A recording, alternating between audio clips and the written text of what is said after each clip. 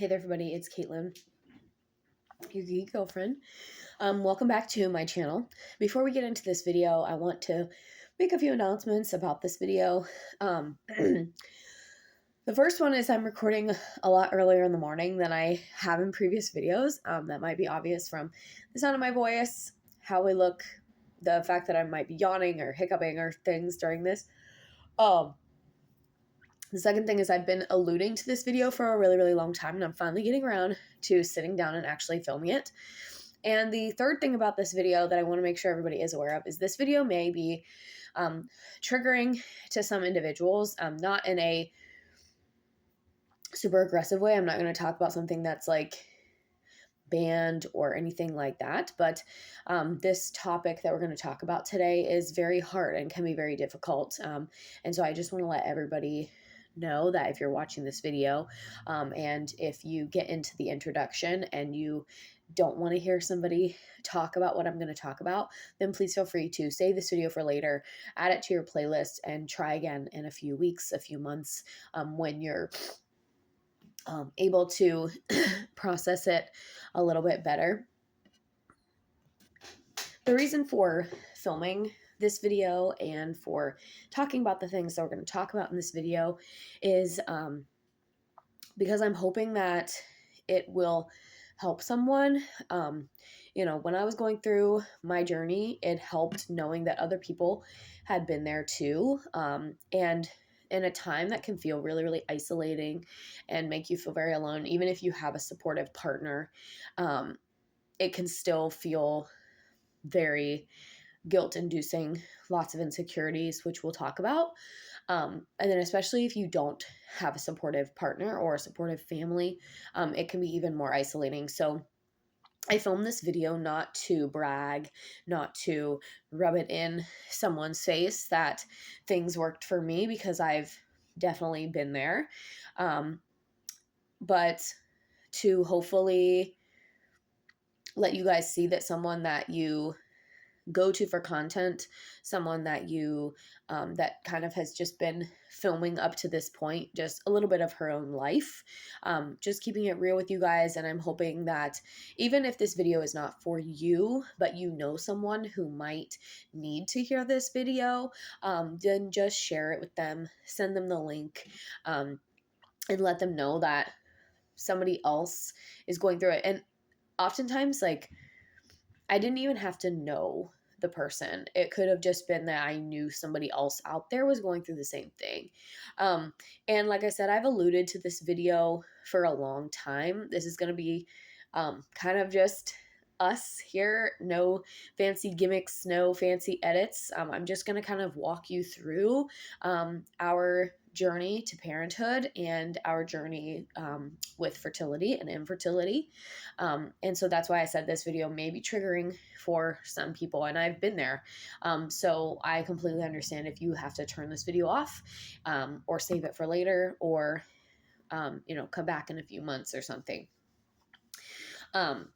So like I said, this video is going to just kind of outline our journey to conception, our journey to parenthood, because it is a continuing journey, and watch till the end to kind of, like, you're gonna have to watch the whole video because I'm gonna go in order of progression, but I do think that with modern technology, lots of things are possible. So without further ado, let's go ahead and get into this video. If you like this video after you've watched all the way through the end, or you're going to give it a shot and watch it and hang out with me for the next little bit, then make sure you check out the other videos on my channel, because there's going to be a lot more coming in this sort of series. And some of you might already kind of have gotten where this video is going, but I'm going to try and just tell you in chronological order, kind of the process and the journey. And I apologize for the yawning. Again, we're gonna just make this very candid, very real, because that's what this journey is. This journey is not full of edits and Instagram photos. And while some people are very, very public about their journey, I was a little bit more on the private side. I would post a video every now and then, but I would reshare pre-made posts about struggling to conceive, about infertility. And I would share those a bit more publicly. But in terms of, what was actually happening day to day in our journey, that's the part that I kept private until now. And my husband asked me, oh, isn't that a little bit private? And I said, if it helps somebody else get through this journey, and if it helps somebody else realize that they're not alone, then I don't mind sharing. Now, obviously, I'm not going to go into all of the gory details. We're just going to leave it at like what was recommended, what was tried, without like giving you guys every single detail. So like I said, this video is going to be our journey to conception and our journey to parenthood, which we actually have to go, if we're going to go all the way back to the beginning, we have to go all the way back to 2015, which is when I met my husband. And we just celebrated our 10 years of being together and our 6-year wedding anniversary a couple weeks ago. But I knew from the time that I was young, I would say probably 17, 18, 19, maybe 20-ish, that I knew that I wanted to have children. My husband and I saved ourselves for marriage, so it wasn't like there were any possibilities up till or before marriage for that to happen, which is how we both wanted it. And this is not a place for comments about me being a prude or religious values or anything like that. We're going to leave all of that out of the discussion.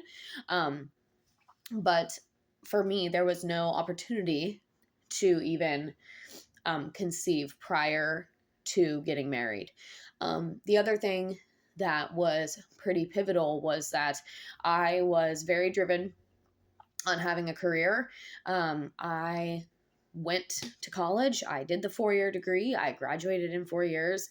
And I was very, especially once I got into like my late junior year, the only thing I wanted to do was graduate. And if I would have graduated early, I would have, because I just got to the point where I was kind of over college. And I was done giving them money for these classes that really were kind of a waste of my time. I liked my field placements and I wanted to just start teaching full time. But for those of you who don't know, that's what my degree is in education. So I've been around children my whole career, young children starting at age 3 all the way up through now I'm working with students 18, but I've also worked with individuals up through the age of 21. And so I've worked with children, young adults, young people for my entire career, and then even a little bit before I actually started my full-time career. But I was very driven and I knew what I wanted to do. I knew I wanted to be an intervention specialist. And actually, right after college, I moved to Tennessee and I taught there for just over 2 years. And then we got married. And so I moved back to Columbus area, which is where we are now if you've been watching my videos and following along and looking at the locations and things.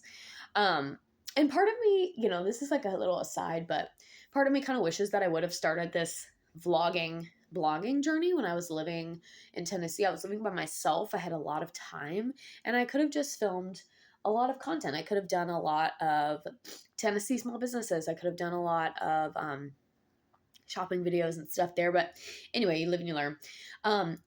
So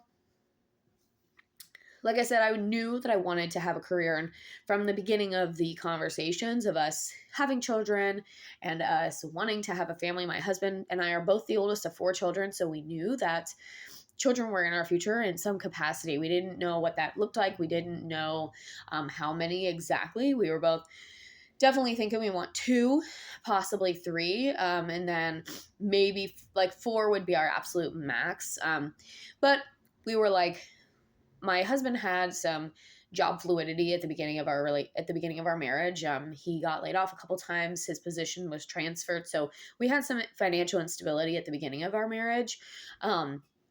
Just in that I was the only income for a while. Even before we got married, I actually paid for the majority of our wedding with just my income, which is pretty impressive. And it's a feat that I'm proud of. But we did have a very scaled back wedding. But honestly, I don't think I would have wanted that any other way. But so that kind of hindered our progress. And then, like I said at the beginning of the video, for us, we knew that we wanted to save ourselves intimately for marriage in that covenant.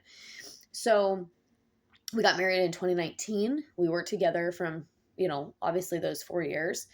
And so we knew that once we got married, then the conversation would shift to, okay, when do we want to maybe start trying for a family? And for me, like I said, I was still relatively new in my career, and I just felt like I knew that I wanted to continue working, and I just felt like I wasn't quite in a position to leave my job for a significant amount of time or even at all.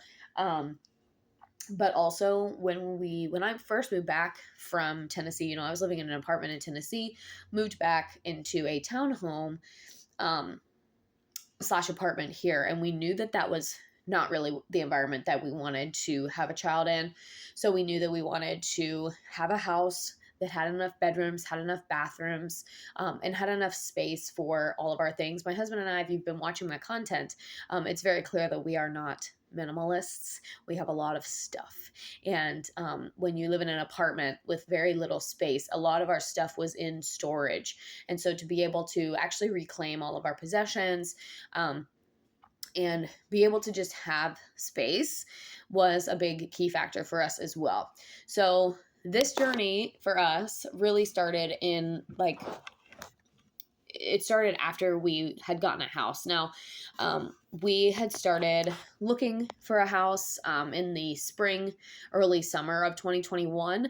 So we spent the whole pandemic, um, doing the quarantine in our apartment. My husband and I were like the opposite of most of the country. We were still ordering takeout food. We were ordering pizzas because we wanted to keep the businesses open. And I was ordering a ton of stuff online. Like I was doing a lot of online shopping because again, we wanted to keep the businesses open, and not let the entire country and the entire economy shut down. Not that our one contribution a week was going to help that, but we were doing our part. So, but during COVID, there was a small baby boom. So I spent a lot of COVID watching friends of mine, acquaintances of mine, Facebook friends of mine announce pregnancies that had resulted from the COVID quarantines. And we kind of, sarcastically and maybe a little judgingly were like, oh, we see what they've been doing during quarantine. Because for us, we knew that that wasn't a good time. We knew that we wanted to have a house. And so that just wasn't what was on our mind. So then flash forward to the spring, summer of 21. So I should preface this and say that during this time, like I said, we had saved ourselves intimately for marriage, but during this whole stretch of 2 years from 2019 to 2021, we were just using protection, because we didn't want to get pregnant accidentally when we were in an apartment, because we didn't want to have our journey to find a house was rushed as it was, but we know that it would have been even more so had we tried to do it in an apartment, and there just simply was not space. And so we just wanted to make sure that when we got pregnant, we had the resources financially and space, storage, to be able to provide. So we started looking for a house. All in all, between May and October of 2021, we looked at 68 different houses. That was a time when the market was kind of down. Interest rates were down. There were a lot of houses for sale. But there were also a lot of people buying up these properties to flip them, resell them, etc. So the market was still very competitive and was moving very fast despite it being down. So we were fortunate that we snagged a really good interest rate. I snagged a really good interest rate. And that's just, a personal choice. The loan and the mortgage for our house is all in my name, but my husband is on the title of the house. So in the event that something were to happen, he still owns the house, because we're married, but financially everything is done in my name. Which at this point in time, and I'm filming this video in August of 2025, I actually am the breadwinner for our family. So it makes sense for things to be in my name financially. And that's not something that a teacher can say very often. So If you ever want more information about what I actually do as my job, please feel free to comment or send me a direct message on Instagram or something. My handle over on Instagram is the same, but I have never complained about my compensation as a teacher. I feel like I've always been um, fairly is a strong word. Like, I definitely need to be getting paid more for the amount of work that I do. But that's a personal thing. That's a me working too much, not they're not paying me enough for the work that I'm doing. And there is a difference. I do feel a little bit like, well, since I'm getting paid so much, then I need to be doing all of the things to show that I'm worth that much money. And I think I have done that, but at a slight detriment to myself. Anyway, um, so I'm the breadwinner of our house as of this moment. Now my husband is almost done with his master's, so that might change once he gets that completed. But and also, parental leave doesn't really help with that, and we'll talk about that more in other videos or whatever. So anyway, we looked at 68 houses between May and October of 2021, and the house that I'm filming this video in with the Taylor Swift wall in the background, which we're still working on being able to display fully with no obtrusions. We actually found on Halloween in 2021, and which is significant for a lot of reasons. If you know me, Halloween's my favorite holiday, so that was a pretty big deal to find this house on Halloween. And we went through, I think, 3 different realtors. We had put in offers on about 5 different houses, this one being like the 6th house that we put an offer in on. Again, the market was low, but it was really competitive and it was moving really fast. So we had to make a lot of split decisions, and we missed a lot of possibly, maybe, potentially better homes just because we didn't make decisions fast enough. And that's just something that you learn from the market. Our realtor did not help. Like I said, we went through 3 different real estate agents, none of which were stellar, until we have a family member who has their real estate license, and she was finally the one who got everything settled for us. She was the one who got us this house, and we already said in the future, she's who we're using from now on. We're not even going to deal with trying to find someone else or represent ourselves or whatever. But once we found the house in October on Halloween. We took our first tour. We took another tour like a couple days later. We decided that we wanted to put in an offer. Thankfully, we got the house, and we ended up moving in December of 2021. Painting, ripping up the carpet, all those things happened. And then we kind of started bringing in this stuff. Mind you, our apartment lease was also up on December 1st, 2021.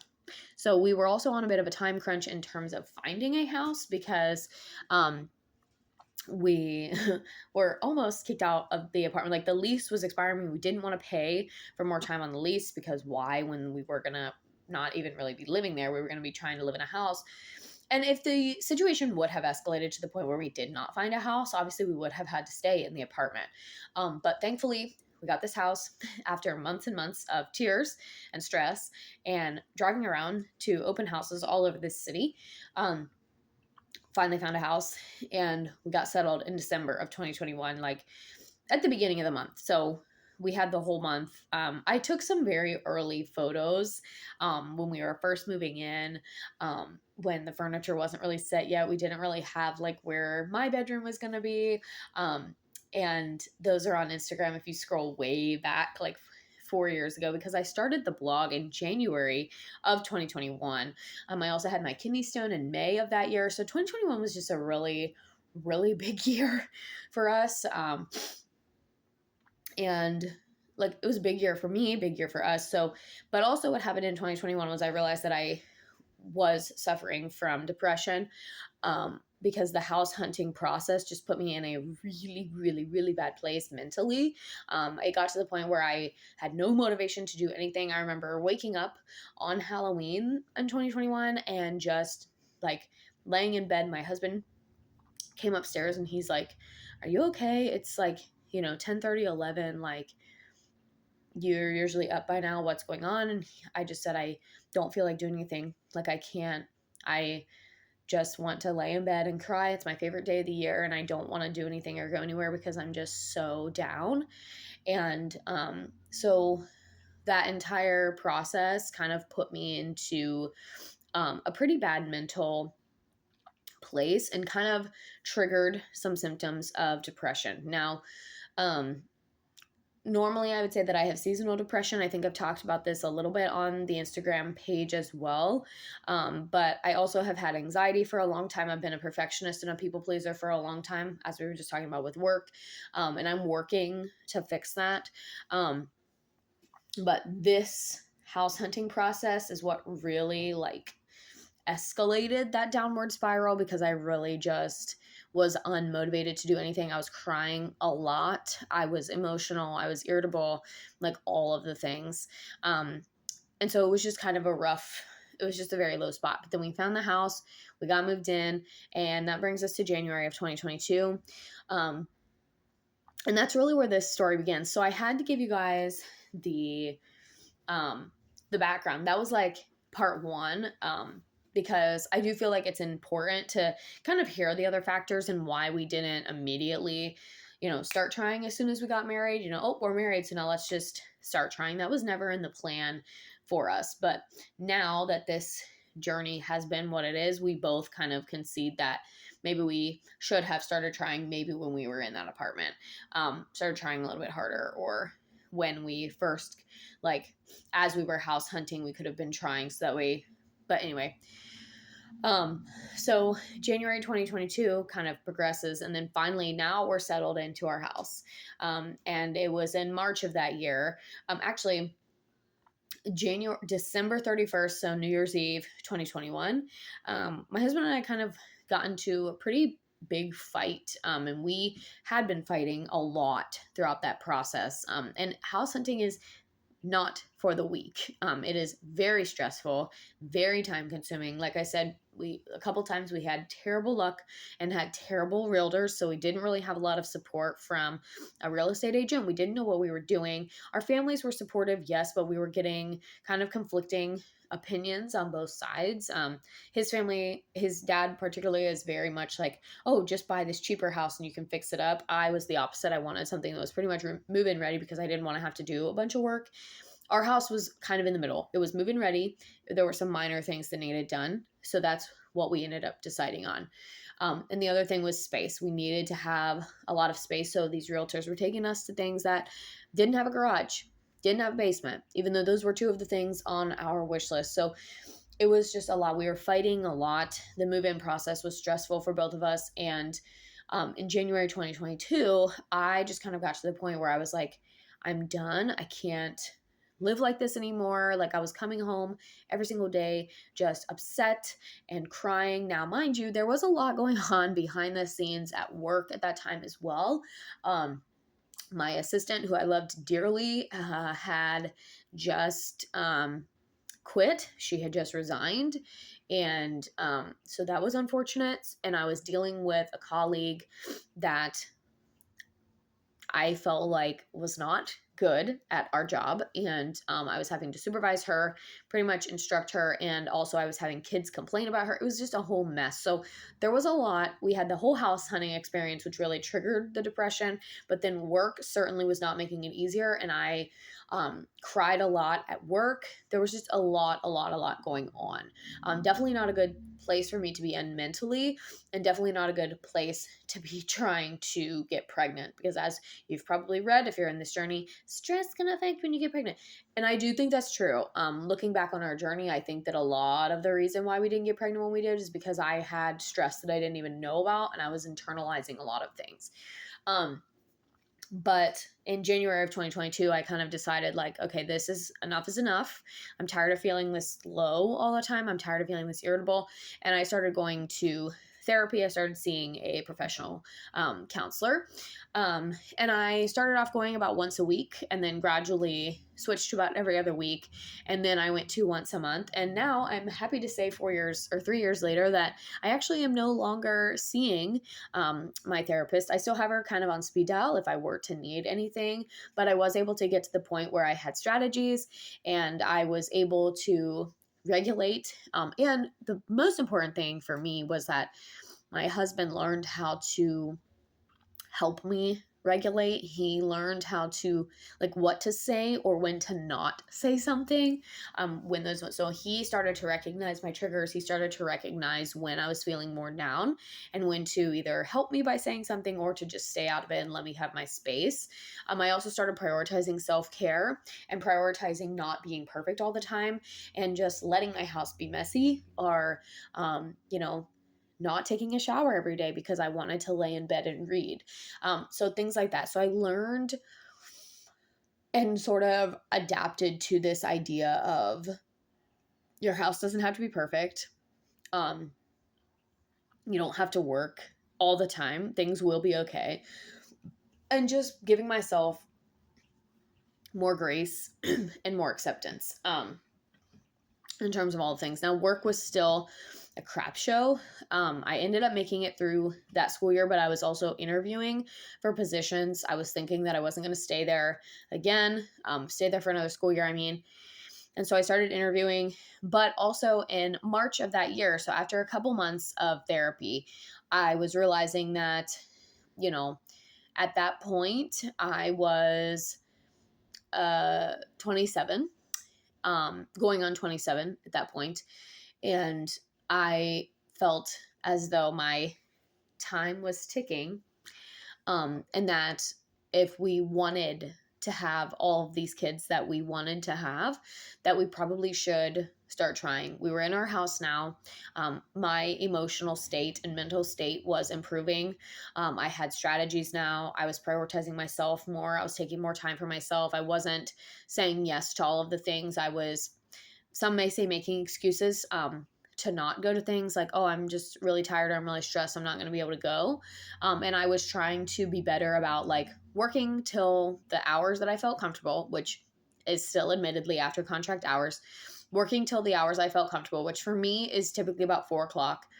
And then I would go home. I only stayed late one day, and that really helped have us have more time together, go to more family events, things like that. And around this same time, my brother also was going through some stuff in school. He was kind of considering transferring colleges, so I was helping him through that. So having, like, another cause kind of helped too. But anyway, all this to say that in March of 2022, we decided that we were going to actually start pursuing this journey of having a family, something that we had talked about our whole relationship. We had talked about wanting to have kids, what their names could be, how many kids we wanted to have, some of the things that we wanted. Now, also, mind you, this is like another side story, but it is also an important factor in our journey that my sister-in-law and my now brother-in-law got married in the fall of 2020. And they had their first daughter in 2022. Okay. So in January of 2022, my niece was born, and the baby fever kind of started, holding her, playing with her, all those things. We went on a ski trip together, and I, like, got to watch her for the one day, and that really was a catalyst for us. She is younger than me, and having this new precious baby niece really was a catalyst for me to be like, okay, yeah, I want one of these. I actually need this. And it was always something that I wanted, but then it switched to, like, I think this will really not make my life complete, because I'm very grateful and very blessed with the life that I live. But it was I really want this, and I really want this as soon as possible. Like, I want to have this, and I want to have multiple of these. And so we waited a couple months, and then in March of 2022, we decided, okay, we're going to, no holds barred, we're going to just start trying. So at first, it started off just, whenever, going at it whenever. Wasn't really doing any tracking. Now, I had tracked my cycles using different apps since I was in college. I was probably 18, or no, I was probably 20-ish when I started tracking my cycles, because I had a period, I had a span of time where my periods seemed to be a little irregular. Now, what was happening was I was actually coming into my cycle. So now we're going to go way back, and this might be TMI, but I was a late bloomer, as they say. I didn't get my first period until after I'd already turned 13 and I was going into the 8th grade. Um, which nowadays is really, really late. But I was in gymnastics at that time, and I was heavily training still at that time. I was training like 12 to 14 hours a week in the gym. And that's a lot. Like, I was spending 3 to possibly 4 hour sessions of practice with conditioning, strength training, endurance, all those things. So it's not shocking to me that I was a late bloomer. But um so when I was 20 and I had stopped gymnastics, finally my hormones were kind of starting to regulate. Yes, I always got a period. I think there was only 1 month in my entire life where I missed a period. And again, I knew I wasn't pregnant because there wasn't a possibility of that. Um, but I felt like my periods weren't regular. And so I started tracking them. But what I found out was that they were regular. I just had a 27-day cycle. And so I knew to start to expect, like, if I got my period on the 30th of April, then I knew the 27th of May I should expect to start to have some feelings that my period was going to come. So I figured that out. So I had been tracking my cycle since I was about 20. So about 7 or 8 years or so, I bounced around, done different apps. There was a period of time where I'd stopped tracking it because it was pretty regular. But in terms of tracking like ovulation, discharge, anything like that, like a natural family planning thing, hadn't been doing any of that. So I had been tracking periods and just trying to, when it started, it was more just trying to, like I said, get a sense of when my period was starting, get a sense of like, oh, I'm having cramps, 2 days before. So now I'm about to get my period, or explain my mood swings or whatever, just trying to get a hold on my symptoms. And then, like I said, we just kind of stopped using protection, started just trying on our own. Whenever we felt the desire, tried different times of the month, just tried to base it on my body, his body, and when things were feeling good. A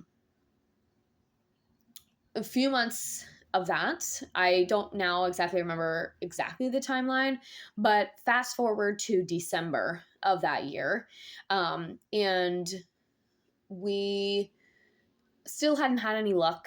And I was kind of talking to one of my coworkers at the time about like, oh yeah, we've been trying for about 9 months or so.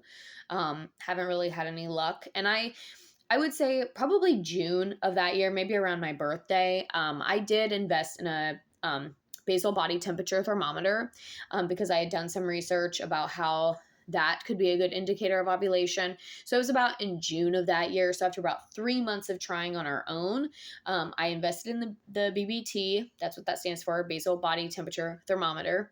And you can buy them pretty cheap. Amazon has them, Walmart has them. Like, they're not expensive. They're maybe $10. And I switched to a different cycle tracking app. So from June-ish of 2022 on, I've been using OVIA, to track all of my cycles. And they have a really expansive symptom tracker in there. So I was trying to get up every day, take my basal body temperature, and I was trying to use that as a way to track ovulation. So it was about June of 22 that I started to really try and put a pin on what day I was ovulating, because I realized that I think was the variable that we were missing, is that we were just kind of having sex willy-nilly and not really timing it. So it was in June that we started to try and time it a little bit better.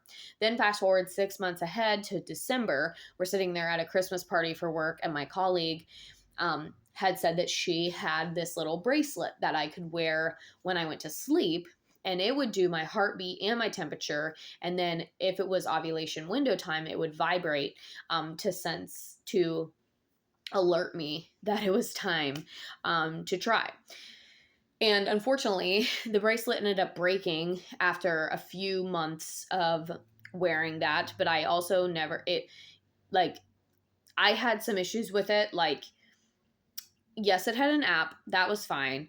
I appreciated the fact that it was free because they're not cheap to buy, but also, um, it needed charged a lot, and if you didn't charge it, then obviously you couldn't use it. So I was really bad about like making sure that it was charged, and then it ended up breaking. Like the actual band ended up breaking, and so I tried to like attach it to my wrist every night with just like another wristband or a hair tie, and that was not so good. So I used that for about maybe 3 months. Didn't have any success with that, and honestly I don't even remember now what the name of the device was. And also at that time in January of 2022, I had made the decision to finally leave my job that had been so miserable for the past year and a half. And I started a new job, which had a 45-minute commute. And I was going to be going back to preschool, which I was excited about in the beginning. But as this journey progressed, I realized that it probably was not the best decision I could have made for myself. Um, just because being around other people's young children just really made these feelings of like, why isn't this working for me worse? And so we're getting into like the meat of the meat of the stew, if you will. Um, so tried the bracelet, tried the thermometers. Um, and at that point, I had not done any at-home ovulation testing. I was just relying kind of on these other technologies. Fast forward January 23, I start my new job. And at first, like I said, everything was peachy keen. I really was enjoying my job. But because it's a new job and that's a big transition, like our actual attempts to try kind of dwindled a little bit. We weren't That was not the top priority because I had a 45-minute commute one way. So that means I was in the car an hour and a half. And with traffic, it usually ended up taking me 2 hours a day to get to and from work. Now, that being said, like this position, there was a lot more flexible like sick time, and a lot more opportunities to take doctor's appointments. They were a lot more family friendly, I guess you could say, in that regard, where if I had an appointment or wanted to go to an appointment, they were pretty flexible. And it was in July of 2023. So now, if you're following along at home, this is now like a year and 3 months of trying on our own. So we're at about 15 months of trying to just have sex whenever and see what happens. We've tried the basal body temperature thermometers, tried to time it with that. We tried the little bracelets, and I've been tracking my cycle, tracking my symptoms, including cervical mucus, vaginal discharge, all the things. So we're at 15 months now. And most gynecologists will recommend that if you are pre 35, and you've been trying for 12 months or more, then that's when you seek additional help. So I went for my, triannual PAP exam in early July 2023. And it was decided that we were going to try a medicine called Clomid. Clomid is it can be offered in very low doses. And essentially the point of Clomid is medically induce ovulation. Now, while we're on this topic, I'll go ahead and share some of the, I guess, side effects of Clomid. All in all, throughout this journey, I ended up taking Clomid for about 9 months, in different increments of time. So at that appointment in July, it was kind of just here are the next steps. You let us know when you're ready to start. And we had said that if we did not get pregnant by my husband's birthday, which is in October, that we were going to try the next step and try this Clomid. So she gave us some recommendations on how to make the willy-nilly or trying on our own possibly go better, possibly see more success. She assured me that I was still young and all of the things, right? But the Clomid. So the Clomid can cause mild headaches depending on what dose you're taking. But what Clomid does is it actually medically forces your ovaries to produce more eggs to therefore increase the chances of getting pregnant every month, because now you have more eggs being released. And typically, a woman only releases, like, you mature several eggs in your ovaries every month. This is something that I did not know. And I feel like a lot of this information, while they say they talk about it in school, I feel like I never learned this. So prior to this experience, I literally thought that every month I released one egg, just one. That is true. Only one egg gets released from the ovaries to the fallopian tube, but your body actually matures.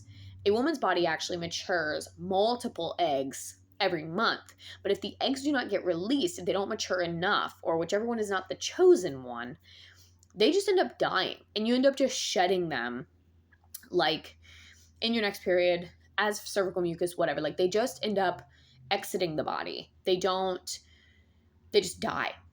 Like, and that's kind of crazy to think about. That's why women are born with millions and millions of eggs. Blastocysts, whatever you want to call them. Ovums. There's lots of different terms. But women are born with millions and millions. Whereas men, every time that you don't want to say something wrong. Every time they have millions every single time.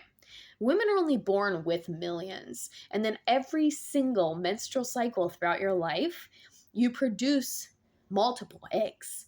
So the point of Clomid is it forces your body to mature 2 eggs. So 2 eggs or more are going to be released into the fallopian tube. So one of the major risks of Clomid is it can increase your chances of multiples, twins, triplets, quadruplets, etc., because your body is maturing and releasing multiple eggs instead of just one. Now, some women do release multiple eggs every month, and that's how you get the natural twins. That's where twins comes from, is women can release multiple eggs at different times. They might release an egg on day 14 and then an egg on day 17. Both those eggs can fertilize and share a pregnancy. But Clomid medically induces ovulation and forces the body to release more than 1 egg a month. So like I said, because it's kind of messing with your body's chemistry a little bit, it can cause mild headaches, and I did experience some of that. It can also cause some cramping that is associated with ovulation pain. Now, it can also cause ovarian cysts, which we're going to talk about that a little bit more later, but I guess I had always had ovarian cysts. I don't have PCOS, like polycystic ovarian syndrome, but I would get like 1 small ovarian cyst every year. And most of the time they're benign. They come and they go on their own. The doctors have never been concerned about them. But Clomid can cause an increase in ovarian cysts if you already have this as an issue. So if I were to have had PCOS, I'm not sure if they even would have recommended Clomid. But anyway, so the doctor said that was going to be our next step, was taking this Clomid. I was going to do the 50 milligram dose, and you take 1 pill every day for, I think, 5 days. It was days 5 through 9. So 5, 6, 7, 8, 9.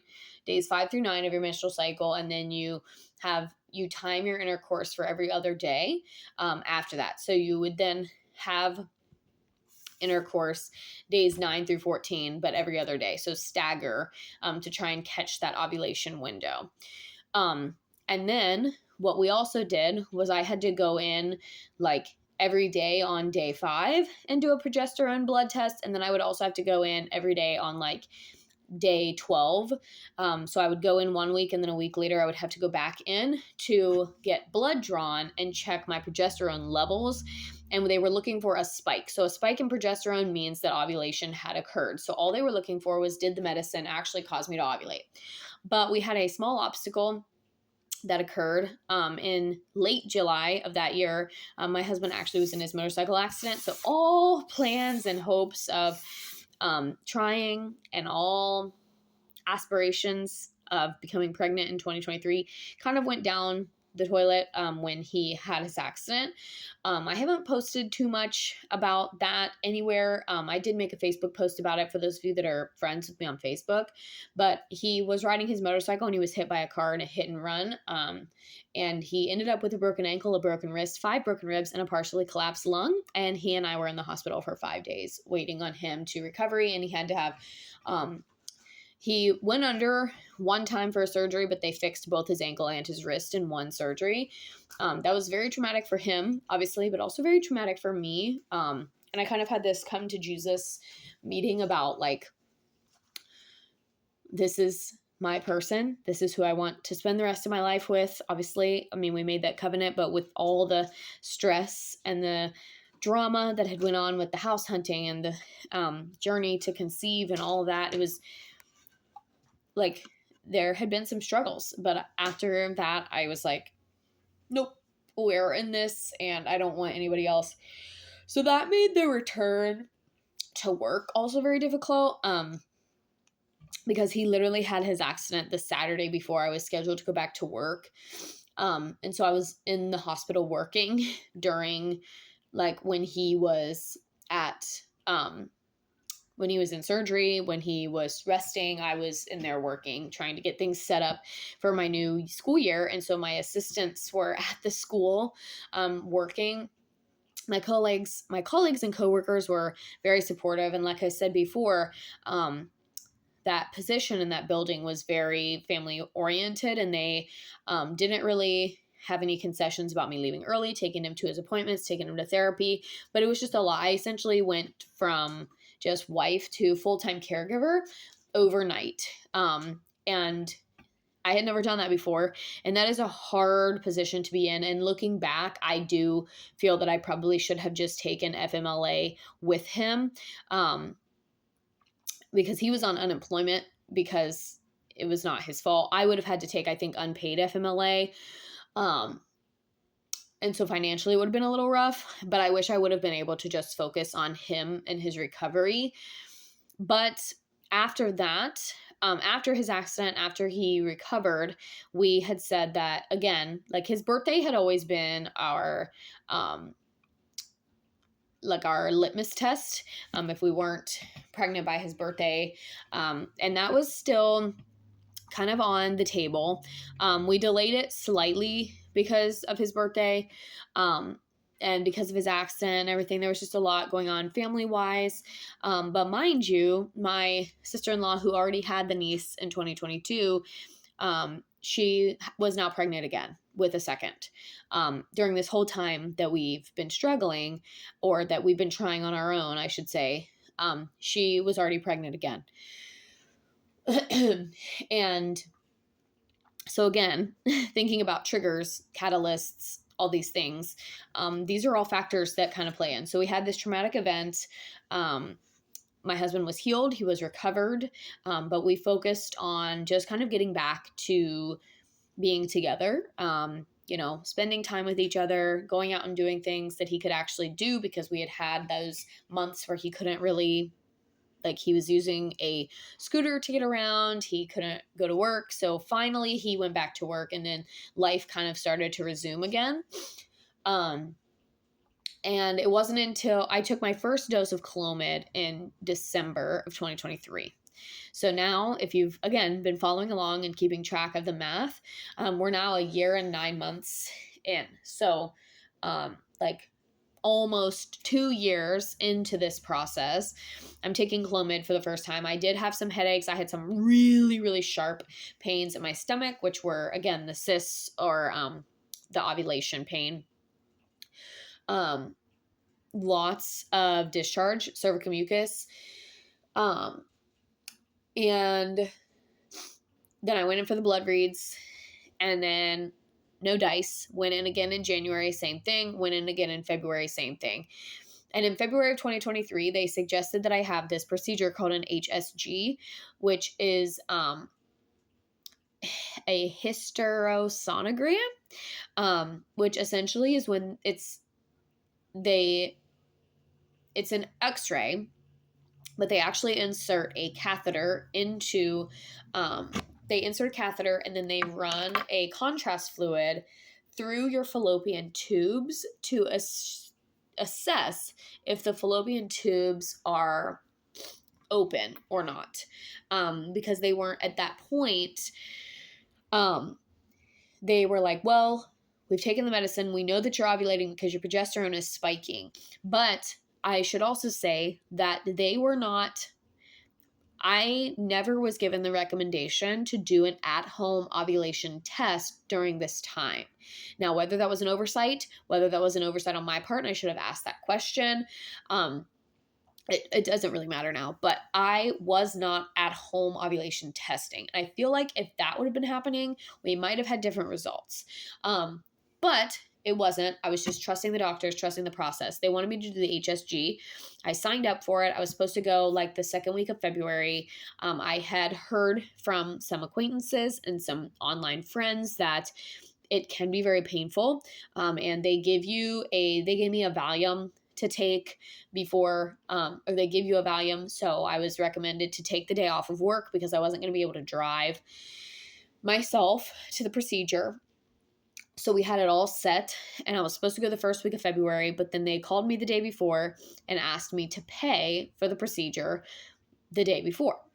And I asked them, how much it was, and it was going to be over $2,000 out of pocket.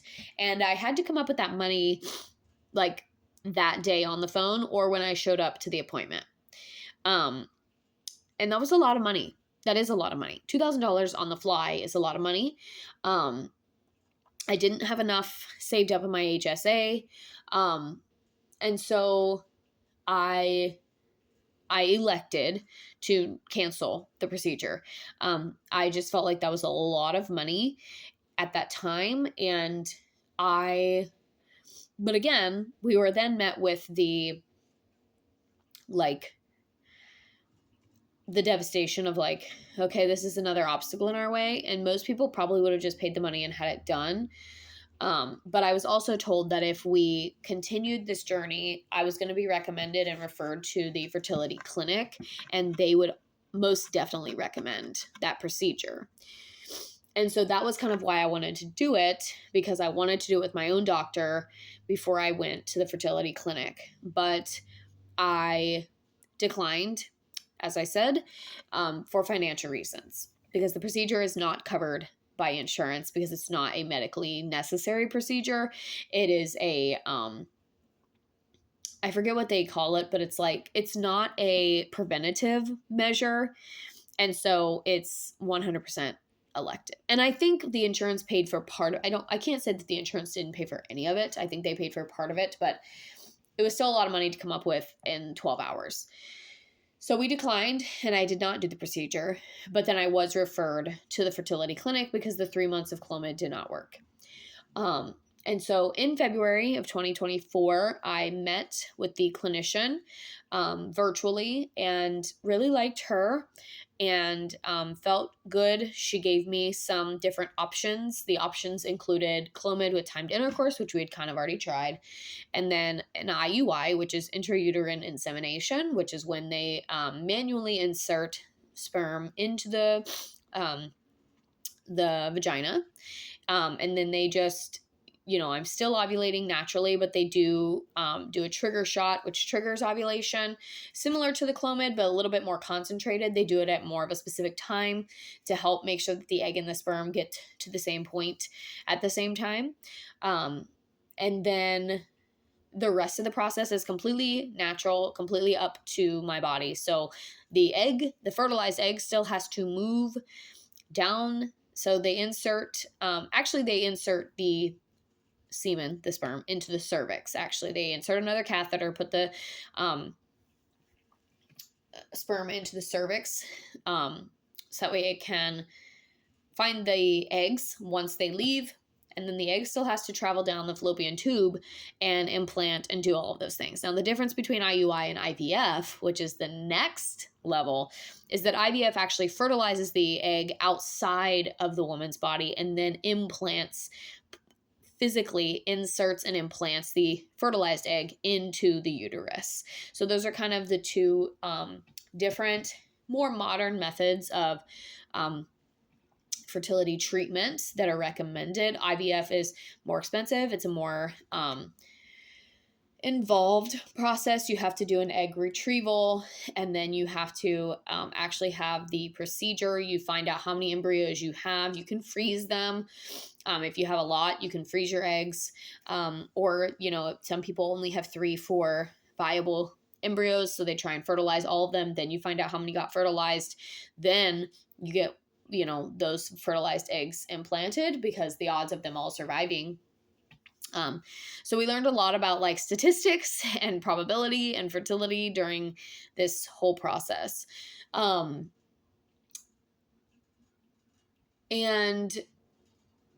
that was pretty much where we were in February of 2024. Now, also at this time, my sister-in-law had her second child, a niece. So we now have 2 nieces, one who is 1 and one who is a newborn. I also was very miserable at my job. I just was feeling really unfulfilled. I was feeling like every single day was the same. And I was kind of getting bored of it. But also, like I said a few moments ago in this video, when you're around other people's kids every single day, and toddlers are my favorite age of children, it is very exhausting to put on a happy face when all you want is a child of your own, and all you want is a baby of your own, and you just wish that it was your own instead of other people's children. And I kind of just got to the point where I was, quite honestly, and very bluntly, just kind of sick of that. And it got very, very hard to get up and go to work every day, and deal with that. For lack of better phrasing. I know it's terrible phrasing. And that makes me sound terrible, but that's genuinely how I felt. I was crying a lot.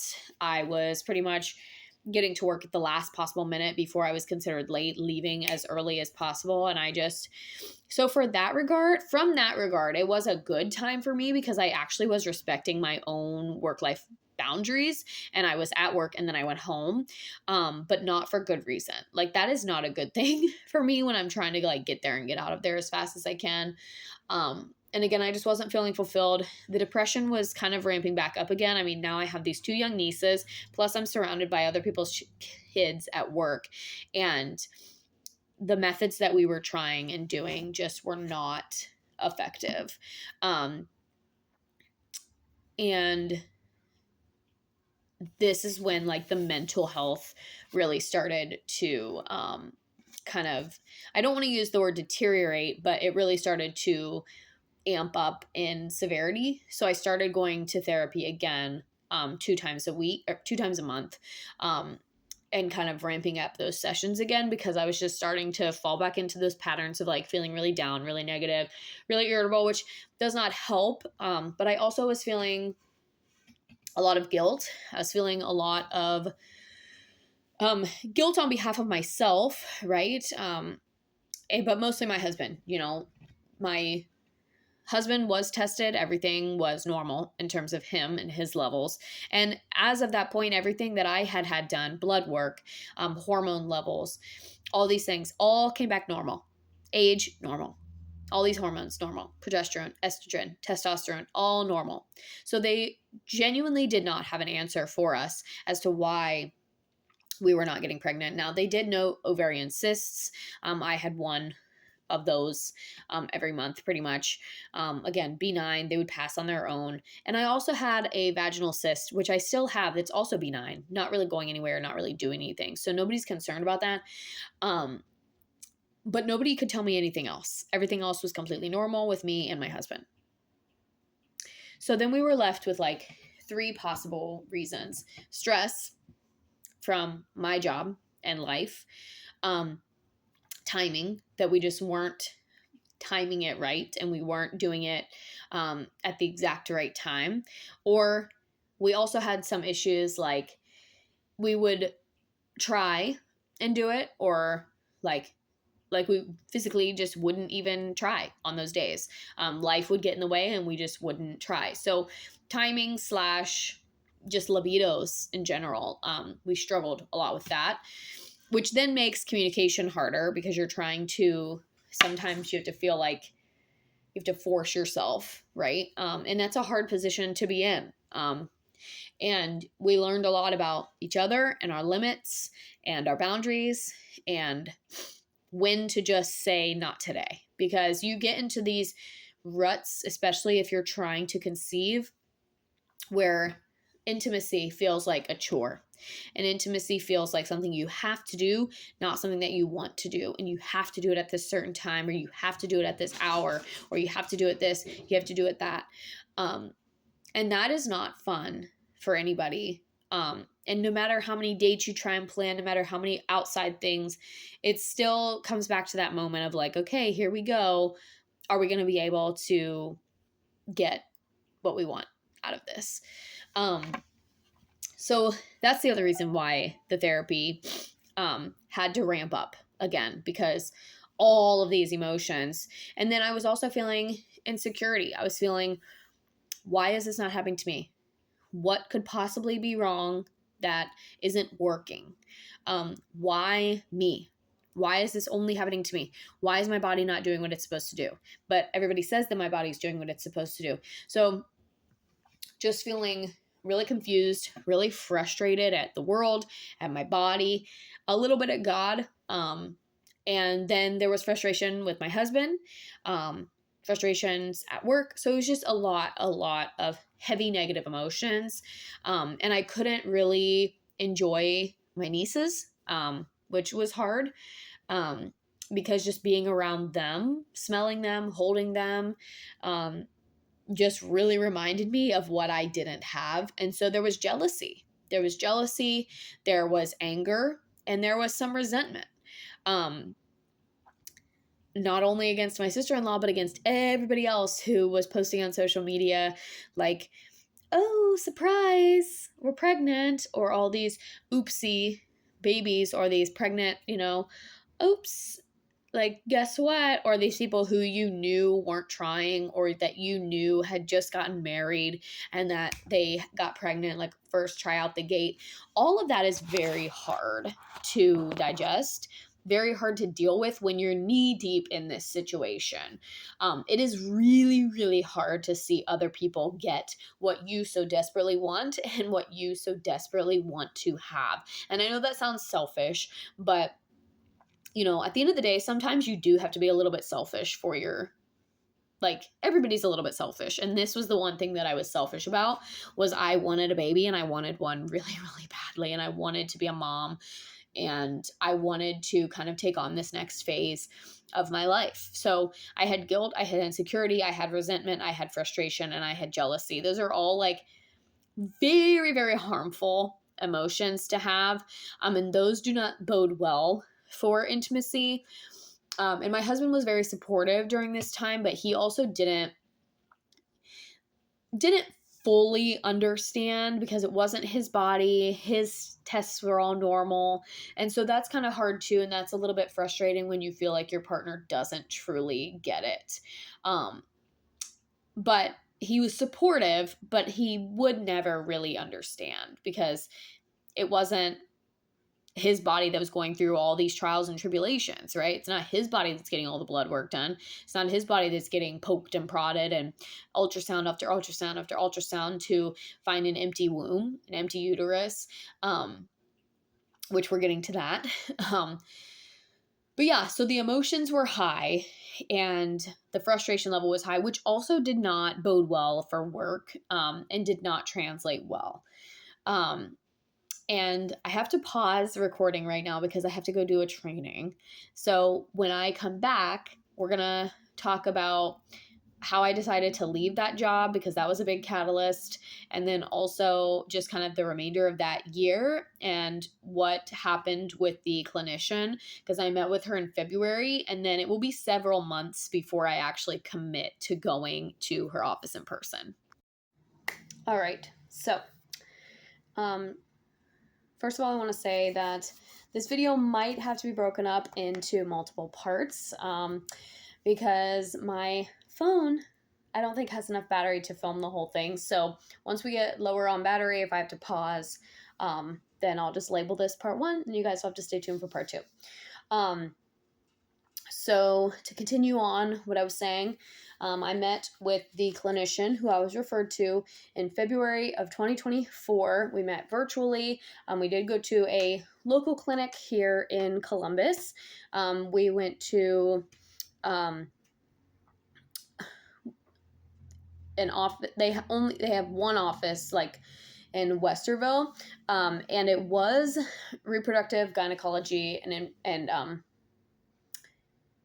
infertility something, RGI is what we called it.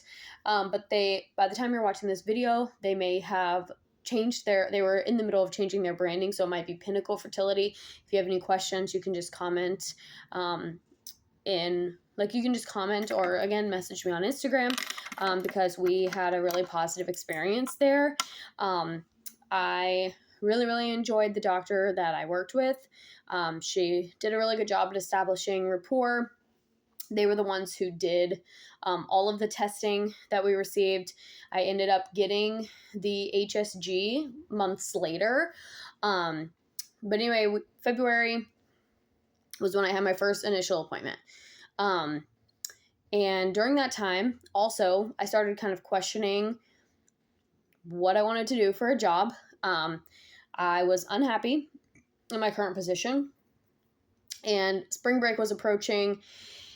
And at my previous school, we were a year-round school, so we actually had a 2-week spring break. And I just remember telling my husband that I already, even before spring break, I did not want to return after spring break. And I really considered quitting in February and not returning after spring break, just kind of packing up all of my stuff. But over that spring break, so in March, I just kind of had like a come to Jesus moment one day in the bathtub, to be honest, where I was like, this is not meeting my needs. One, like I mentioned earlier, I kind of got sick and tired of doing the same thing every single day, but also the every day having to really fake what I was feeling. Like, teaching preschool is very emotionally draining because you have to be on kind of all the time. You have to watch what you say. You have to watch how you say it, watch what you do. And not that I ever did anything that was like super concerning, but from an emotional level, you know, I had some rough days. I would like cry in the car going to work, and then would have to put a smile on my face and be like, hi. Or, you know, the difficult students that needed a lot of support that just kind of make you want to pull your hair out, because everybody has those. But doing that every single day. And I had great assistance, but doing all of that while also struggling with kind of all this personal stuff going on definitely is not a good combination. And so I just kind of was like, I think I need to start looking for other jobs. This is not meeting my needs anymore. I'm not enjoying myself, and teaching preschool should be fun. You should be enjoying most of what you're doing at the preschool level. You're doing crafts, you're reading books, you're playing with toys, and you're doing a lot of structured play, and it should be fun and exciting. And I say all that to say that my afternoon class, because I had a morning and an afternoon, and my afternoon class I enjoyed much more than my morning class. I think it's because the students were a little bit older, and I just really liked that class, and I was able to bond a little bit more with them. But anyway, that's different, totally different conversation. But I made the decision to leave my job. So I kind of had said, I want to start looking at other positions. I'm going to put my resume back out there on Indeed. I'm going to edit my resume, and I'm going to just kind of see what's out there. I remember telling my husband one day on the way home, I think we were getting ready to go to a sporting event or something, and I was like, you know, I just really want someone to pay me to do compliance and write IEPs and write evaluation reports, because that's what I enjoy. I feel like writing an IEP is something that I'm really good at, and I've been told I write really good IEPs. And I wanted to just be able to focus on that. And I actually did an in-home evaluation at the end of my time at that last job, and I enjoyed that. I enjoyed being out of the classroom, and I was kind of taking every opportunity that I could to get out of the classroom. And just not go to work. So using all of my sick time, using all my personal time, which I definitely think all teachers should do, because self-care, and you pay for that in your benefits, and you are entitled to take that leave. So I was like making videos on social media about taking the sick time, going to appointments, and I was having health issues going on, but I also like was going to the eye doctor when I really maybe didn't need to go. Just because I had the time. And we also got like wellness incentive points for it. So we had like benefits that we could cash in on. And I knew at that point that I was not going to return for the following school year. So after we came back from spring break, I submitted my resignation. And while I was on spring break, or a few days before we went on spring break, I got a message from an old colleague of mine reaching out to see if I would be interested in going to her school to work as an intervention specialist coordinator and doing correction plans, compliance, all of those things. And bada bing, bada boom, that's actually where I ended up. And I'm still like just did a training today, this morning. So everything happens for a reason. And I firmly believe in that. And I firmly believe that God has a plan for everyone, and that this journey, this video that I'm rehashing, is all just part of our journey. And there's a reason why, because I needed to be at this spot in my life to have the flexibility. But anyway, so I ended up switching jobs, went back after spring break, submitted my resignation, and we decided as a couple that we were going to take the summer and give it one last ditch effort to try on our own to get pregnant all on our own with no intervention. Now, when I went to that initial consultation, one of the questions that she asked me was, are you testing for ovulation at home? Are you using at-home ovulation kits? And at that time, I said no, because I hadn't been. Remember, I talked about that earlier in the video. I had not been doing that. I'd been using the thermometer, using my cervical discharge, trying to base it on my hormones, my body, my libido, my sex drive, everything, but I was not actually testing ovulation at home. So I invested in some kits. I like the clear blue digital one because it would show you like a blinking smiley face if it was not quite peak, but you were approaching ovulation, and then a solid smiley face if it was ovulation. And then if you were not ovulating at all, then it would just have a circle. And I really liked that one, but it is like $35 or $40 to get the reader. And then you can buy the little test strips that go into it. I went through 3 of those in the time between February and I think October. So that stretch of 8 months or so, 7 to 8 months, I went through 3 of the readers, and probably, and I still have to this day like bundles of strips, because my cat knocked a reader off the counter one time. I think I dropped one, or it fell in the sink, so it got a little bit wet, and then I lost one. So it does work, and I do recommend that one. That was the one that was recommended to me when I asked. But they do make cheaper ones. You can go to Kroger and get a box of like 3 or 4 at-home ovulation testers, and those have like a plus or a negative, or similar to a pregnancy test, 1 line versus 2 lines. There are multiple. Do your research based on your budget. What do you think? The clear blue one was recommended to me not only by my doctor, but by a personal friend.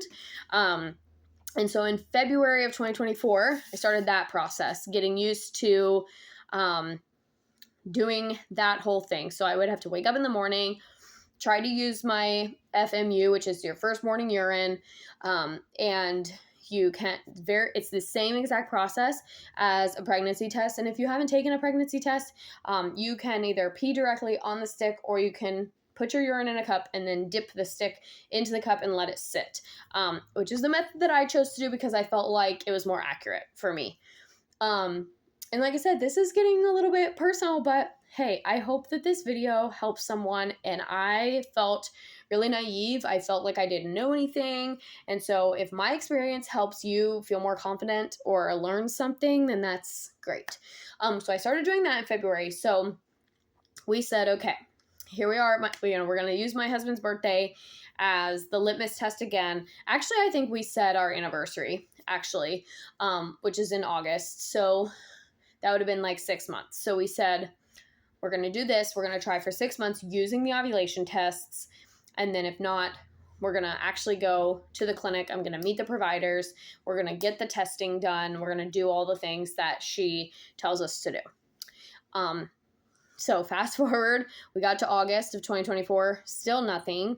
And in the summer, so in June of 2024, my sister-in-law had announced that she was pregnant again, and I took that really, really hard. I think there's nothing harder in this process, and I have shared all of this with her. This is not some big secret. I shared with her this summer, I apologize for my actions. I apologize for my reaction. But when you're in the thick of what we were experiencing, we had tried all the things. I was trying to work out. I was trying to eat healthier. I'm trying to reduce plastics. I'm trying to reduce parabens. I'm trying to do all these things. I read a ton of books about what I should be eating, foods that increase fertility, foods that increase testosterone, foods that increase this, foods that increase that. We were trying everything and it just wasn't working. I think the most disheartening thing is when you know somebody personally who gets pregnant, whether on accident or if they had been trying, no matter what, it's still hard. And my own sister even had said that her and her husband were going to start trying over the summer. And so it's just hard. And I had to tell myself this, you are allowed to feel whatever you are feeling. They are allowed to be excited about their pregnancy. You are allowed to be upset by that for whatever reason. If you're jealous, if you are insecure, if you are having FOMO, if you are sad, if it makes you angry, you're allowed to feel that. Those feelings are valid, same as they're allowed to be excited about their pregnancy. Now, does that mean that you have to gush over them and gush over their belly and, go to their baby shower? No, you have to do what makes sense for you and your mental health. I did go to a baby shower during this period of time, and I did not stay for the gifts. I presented my gift privately to my colleague, and her and I worked closely together, so it was an expectation that I would go. And, socially, that people pleaser in me was like, I need to go to this, but I told her privately, I'm going to give you this gift. You can open it whenever. You don't have to open it in front of me, but I will be leaving before the gifts at tonight's shower because I just don't think that I'll be able to handle it. And flashing back a little bit when I met my niece in January of 2023, I struggled with that. I was able to meet her, hold her, but then on the way home, I cried pretty much the entire way home. You can't predict how you're going to react to a situation, but however you do react is 1000% okay. I apologized to my sister-in-law for my reaction, and she told me you don't have to apologize. I can't understand what you're going through. I'll never understand what it was like. I won't understand those feelings, so I can't articulate. And in those moments when you're feeling very blindsided, when you're feeling very shocked, overwhelmed, you can't really articulate what you're feeling because it's a whole mess of everything. And it's isolating for the other people. People don't want to ask you questions because they don't want to upset you. They don't want to push you, but at the same time, they want to show their support. So in the later months of our journey, people would be like, I didn't know if you wanted to talk about it. I didn't know what to ask. I didn't know how to ask in a sensitive way. So people know, you can tell whomever you want to tell. You can keep it private. You can tell your family. For us, my parents and my sister knew that it was a struggle and that we were continuing to struggle. My husband ended up telling his parents and his sisters as well that our journey was not conventional and that it was a struggle.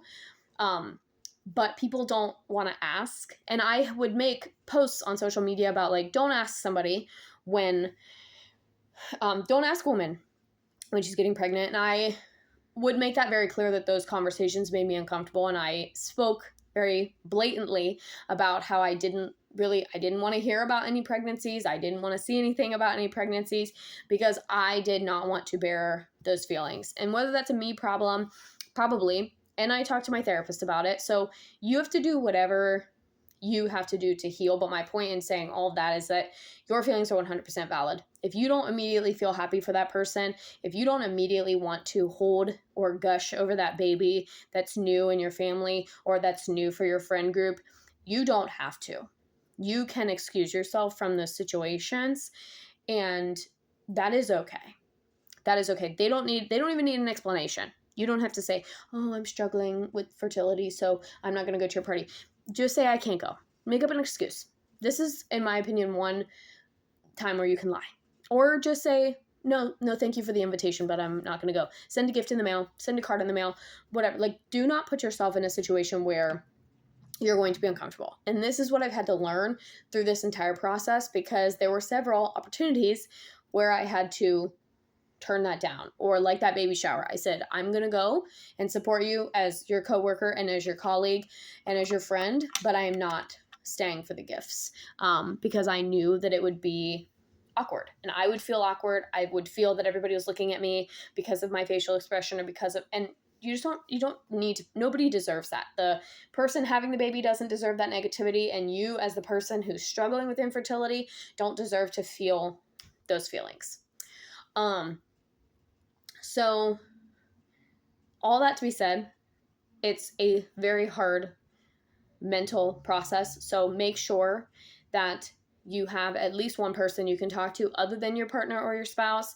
My husband was great, but also he, like we talked about earlier, he didn't fully understand what was going on. So I had a close friend who had a similar journey. I had people reach out on social media sharing their journeys. When I would share general posts on Facebook, people would reach out.